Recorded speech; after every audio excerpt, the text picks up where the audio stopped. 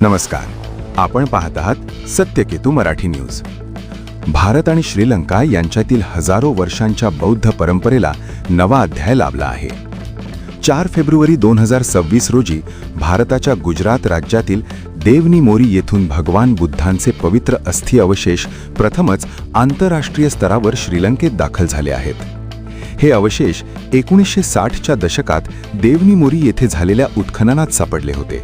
यामध्ये भगवान बुद्धांचे अस्थि अवशेष, एक पवित्र कलश, चीवर आणि दगडी पात्र यांचा समावेश आहे। हे पवित्र अवशेष भारतीय विमानाद्वारे कोलंबोच्या बंडरनायके आंतरराष्ट्रीय विमानतळावर पोहोचले। भारताचे पंतप्रधान नरेंद्र मोदी आणि श्रीलंकेचे राष्ट्रपती अनुरा कुमारा दिसानायके यांच्यात झालेल्या उच्चस्तरीय चर्चेनंतर हा ऐतिहासिक निर्णय घेण्यात आला। कोलंबो येथील हुनुपिटिया गंगारामया मंदिरात या पवित्र अस्थि धातूंच्या प्रदर्शनीचे उद्घाटन श्रीलंकेच्या राष्ट्रपतींच्या हस्ते करण्यात आले। ही प्रदर्शनी 4 फेब्रुवारी ते 11 फेब्रुवारी 2026 या कालावधीत सार्वजनिक दर्शनासाठी खुली ठेवण्यात आली आहे। या दरम्यान हजारो भाविक, उपासक, उपासिका मोठ्या श्रद्धेने दर्शनासाठी गर्दी करत आहेत। विशेष म्हणजे हे अवशेष आजपर्यंत कधीही भारताबाहेर नेण्यात आले नव्हते।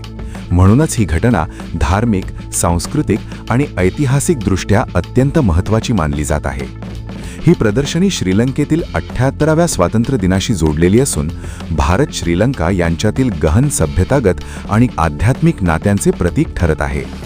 श्रीलंकेत भगवान बुद्धांच्या अस्थिधातू फक्त धार्मिक श्रद्धेचेच नव्हे तर राष्ट्रीय एकता आणि सांस्कृतिक ओळखीचेही प्रतीक मानल्या जातात।